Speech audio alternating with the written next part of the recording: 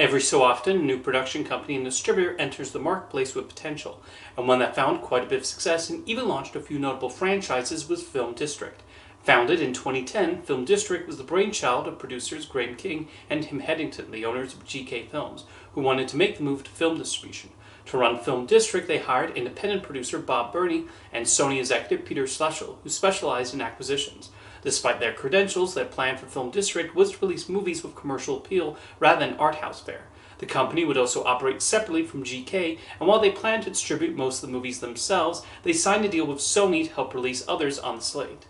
The first FilmDistrict release was James Wan's horror movie Insidious. Produced by Blumhouse, the movie was originally acquired by Sony after it premiered at the Toronto International Film Festival, but FilmDistrict ended up releasing it themselves, and it proved to be a decent word-of-mouth hit.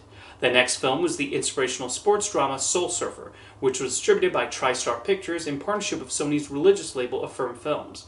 FilmDistrict would handle marketing efforts, though, and was able to attract the faith-based crowd to the film, leading to it having solid staying power during its box office run. Next came Don't Be Afraid of the Dark, a horror movie co-written by Guillermo del Toro, which was originally supposed to be released by Miramax. When Disney sold the company, this movie had to find a new home, and FilmDistrict picked it up. They released it at the tail end of the summer, where it did not attract much business. One of the first films the company acquired was Nicholas Winding Refn's Drive, even beating out more established distributors for the rights. With its premise of a getaway driver / Hollywood stunt driver, they felt the film had commercial appeal, and turned out to be right. Drive received very positive reviews from critics and pulled in decent numbers at the box office, although it would also be the subject of a strange lawsuit from a ticket buyer claiming the trailer misled her into thinking it was more akin to The Fast and the Furious. They would also release the Hunter S. Thompson adaptation The Rum Diary, which had been stuck in development for several years. When Graham King bought the rights, he even initially planned to get it made at Warner Independent Pictures, before that unit was shut down. Starring Johnny Depp, the movie received mixed reviews and flopped at the box office. FilmDistrict did help launch the career of a major director when they picked up the independent film Safety Not Guaranteed. It was well received by critics and played well through the summer, and it was eventually brought to the attention of Frank Marshall, Kathleen Kennedy, and Steven Spielberg, who thought the director Colin Trevorrow would be a good fit for Jurassic World. Another success for FilmDistrict was Rian Johnson's Looper, which was distributed through TriStar Pictures, got fantastic reviews, and pulled in strong numbers. A film that had sat on the shelf for years that they wound up acquiring was the remake of Red Dawn. It was originally filmed in 2009, but MGM started having financial difficulties which affected its release. The invading military in the movie was also changed from Chinese to North Korean in post-production to avoid offending China. Finally, MGM sold Red Dawn to FilmDistrict, which released the movie in 2012 to negative reviews and disappointing box office. They also experienced underwhelming box office results for a couple of star-driven films. The romantic comedy Playing for Keeps starring Gerard Butler, the action movie Parker with Jason Statham, and another action movie Dead Man Down starring Colin Farrell. Thankfully, FilmDistrict also scored a couple of notable hits. They handled distribution for the White House set action film Olympus Has Fallen, which was a sizable hit and even outgrossed the similar, more expensive movie White House Down in the United States. There was also the sequel Insidious Chapter 2, which did even better than the first movie. And FilmDistrict produced Fediverse's Evil Dead, which was released by TriStar and a box office hit.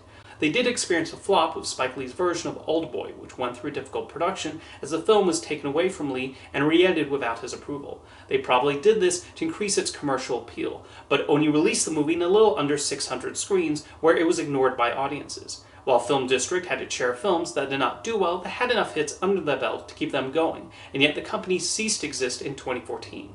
What happened? Well, near the end of 2013, Peter Schlussel was chosen to become the new CEO of Focus Features. But instead of hiring a replacement to run FilmDistrict and let it continue on, the company was absorbed into Focus, which would release the remaining movies in their slate. Why it was not allowed to continue independently, I have no idea, but at least the completed films would eventually get a home. The only movie to not go over to Focus was the historical epic Pompeii, which remained with TriStar Pictures as part of their existing deal, although that wound up becoming a major flop. As for the other FilmDistrict titles, Focus would release the romantic comedy That Awkward Moment, starring Miles Teller, Zac Efron, and Michael B. Jordan, which made a decent profit.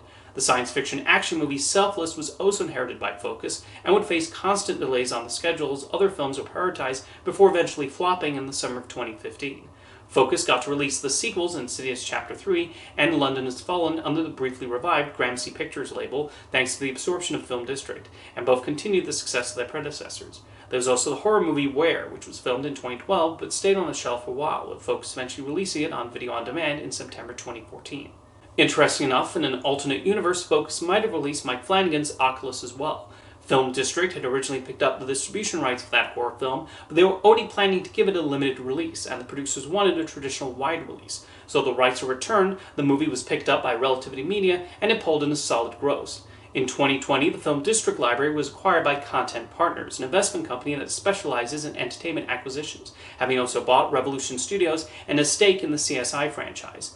What does this mean for the library? Not much, as the films continue to be distributed by the likes of Sony and Universal and international partners, while this company reaps the benefits of having a stake in their library.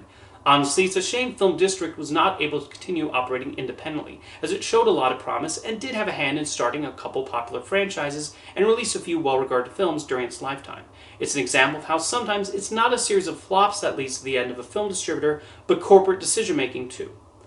See you next time.